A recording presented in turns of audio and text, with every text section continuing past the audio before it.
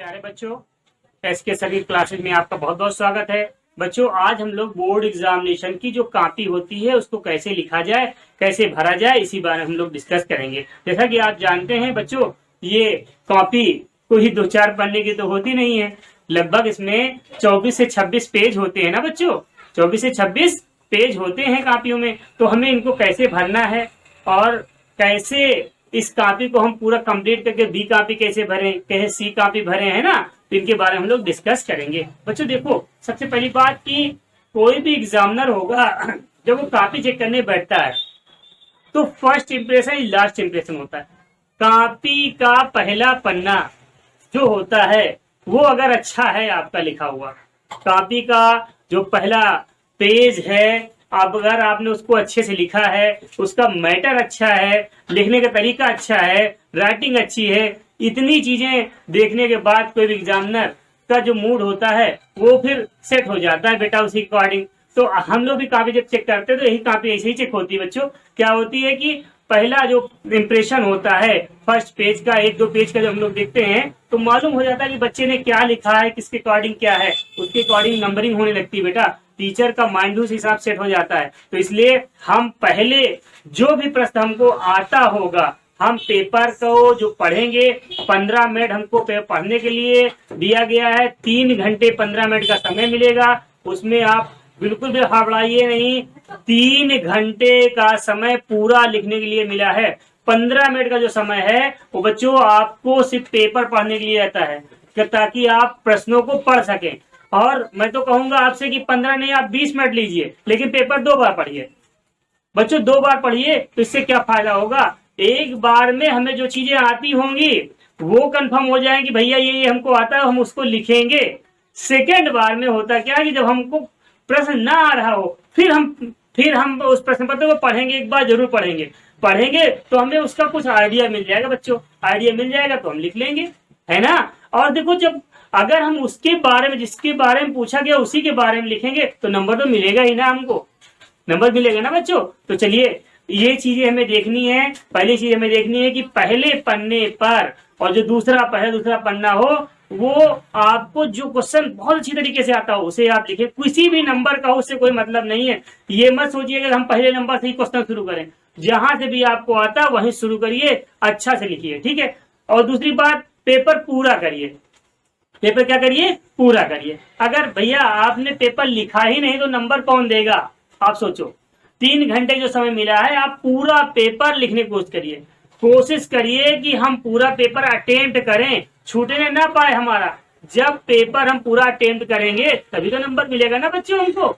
अगर भाई मान चलिए हमने कुछ गड़बड़ भी लिख दिया है, लिखा है, तो कम से कम आधा तो देगा ही ना कोई, आधा देंगे।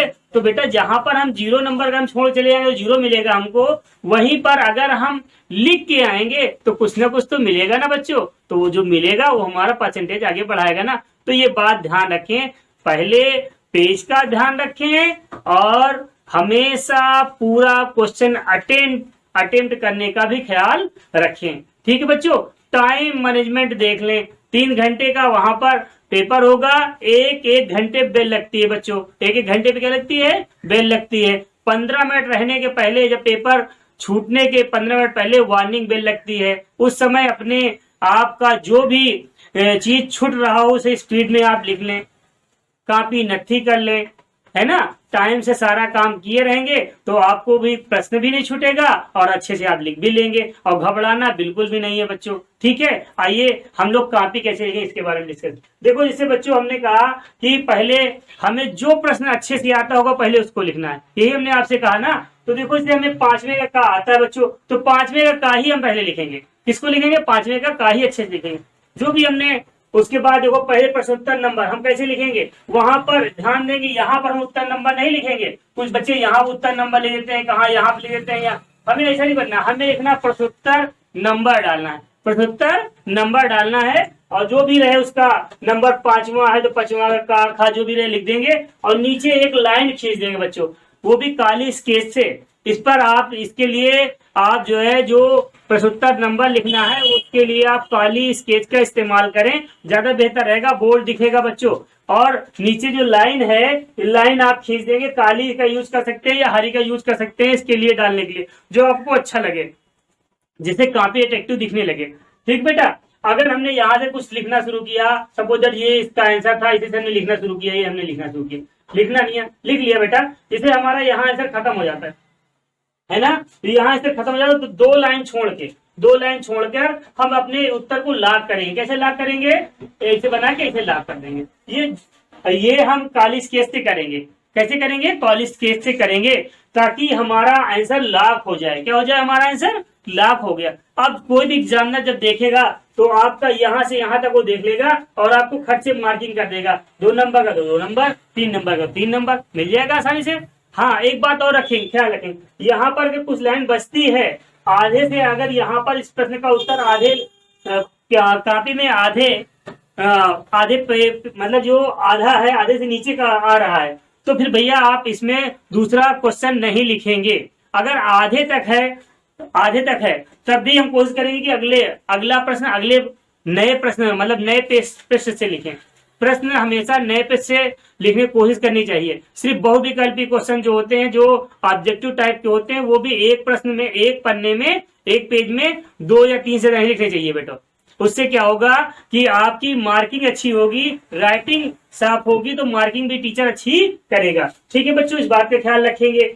और हमने बता ही दिया आपको कि कॉपी किस प्रकार से लिखना है। हाँ, उत्तर नंबर यहाँ नहीं लिखेंगे, ये हमने आपको बताया, यहाँ उत्तर नंबर नहीं लिखेंगे।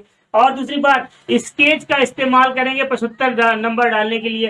काली पेन का इस्तेमाल वहां करेंगे जहां पर कोई चीज महत्वपूर्ण है। जैसे सपोज दैट आपने कोई चीज लिख लिया, तो जिसे जीवनी लिख रहे हो आप किसी की, तो उसका जो जन्म का सन है और जो मृत्यु का सन है, उसको आप काली पेन से लिखेंगे। अगर काली पेन नहीं लिखा आपने, नीचे लिखा, तो उसे अंडरलाइन कर दीजिए काली पेन से। ठीक है बच्चों, कोटेशन हमेशा अंडरलाइन होने चाहिए ताकि स्पष्ट दिखाई पड़े दूर से। ठीक बच्चों, इस प्रकार लिखो कॉपी आप, फिर देखना नंबर कैसे नहीं आते आपको। नंबर तो आपको उड़ते हुए मिलेंगे बच्चों। ठीक है बच्चों, फिर अपना बहुत ख्याल रखिए।